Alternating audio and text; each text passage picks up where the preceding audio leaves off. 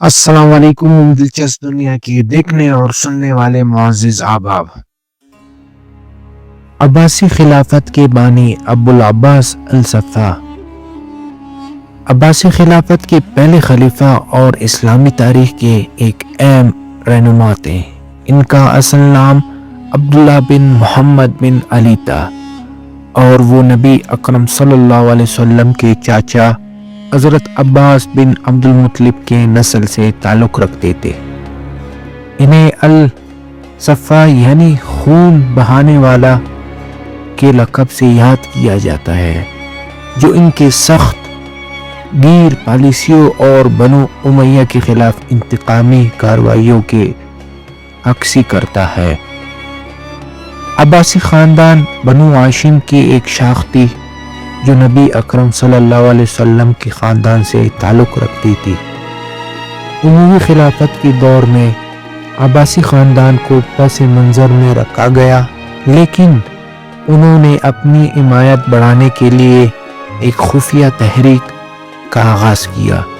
اس تحریک کی قیادت ابو العباس کے والد محمد بن علی نے کی۔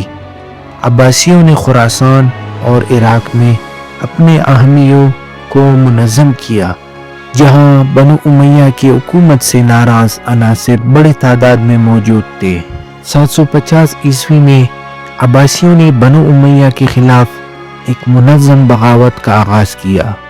اس بغاوت کی قیادت ابو مسلم خراسانی نے کی، جو عباسی تحریک کا ایک کلیدی کردار تھے۔ جنگ زیب، جو عباسیوں اور امیوں کے درمیان فیصلہ کن معرکہ تھا، میں عباسیوں نے اموی خلیفہ مروان دوم کو شکست دی۔ اس جنگ کے نتیجے میں اموی خلافت کا خاتمہ ہو گیا اور عباسی خلافت کا قیام عمل میں آیا۔ بنو امیہ کی شکست کے بعد 750 عیسوی میں ابو العباس کو عباسی خلافت کا پہلا خلیفہ مقرر کیا گیا۔ ان کی خلافت کا مرکز کوفہ بنایا گیا، لیکن بعد میں بغداد عباسی خلافت کا دارالحکومت بنا۔ ابو العباس نے اپنی حکومت کو مستحکم کرنے کے لیے سخت پالیسیاں اپنائیں اور اموی خاندان کے باقی ماندہ افراد کو قتل کرنے کا حکم دیا۔ ان کا یہ عمل اس بات کو یقینی بنانے کے لیے تھا کہ عباسی خلافت کو کسی بھی ممکنہ خطرے کا سامنا نہ کرنا پڑے۔ ابو العباس نے اپنے مختصر دور حکومت میں انتظامی اور مالیاتی اصلاحات کی بنیاد رکھی۔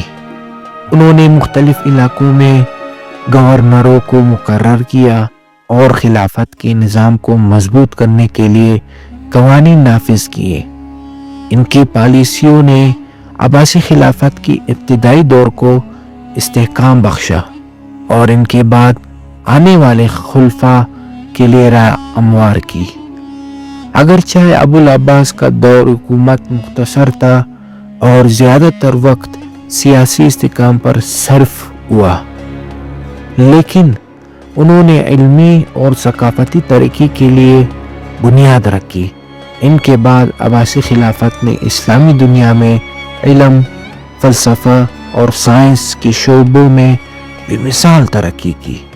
ابو العباس الصفا نے 4 سال خلافت کی اور 754 عیسوی میں وفات پا گئے۔ ان کی وفات کے بعد ان کے بھائی ابو جعفر المنصور خلیفہ بنے، جنہوں نے عباسی خلافت کو مزید مستحکم کیا اور بغداد جیسے عظیم شہر کی بنیاد رکھی۔ ابو العباس الصفا کو اسلامی تاریخ میں ایک متنازع شخصیت سمجھا جاتا ہے۔ ایک طرف انہوں نے بنو امیہ کی ظالمانہ حکومت کا خاتمہ کیا اور عباسی خلافت کی بنیاد رکھی، جبکہ دوسری طرف ان کی سخت پالیسیاں اور انتقامی کارروائیاں بعض مورخین کے لیے تنقید کا باعث ہے۔ تاہم ان کا کردار عباسی خلافت کی قیام اور اسلامی دنیا کے ایک نئے دور کے آغاز میں انتہائی اہم تھا۔ یہ معلومات ان چند کتابوں سے اکٹھا کر کے آپ تک پہنچایا ہے، جن میں the Cambridge history of Islam, the early Abbasid خلافت، تاریخ الطبری، ان 3 کتابوں سے یہ معلومات اکٹھا کر کے آپ تک رسائی ہوئی ہے۔ ویڈیو پسند آنے کی صورت میں شیئر کریں اور ساتھ میں چینل کو بھی سبسکرائب کریں اور اپنے قیمتی آراء سے ہمیں آگاہ کریں تاکہ ہم اس طرح نئے ویڈیوز آپ کے لیے لا سکیں۔ تب تک کے لیے اللہ حافظ۔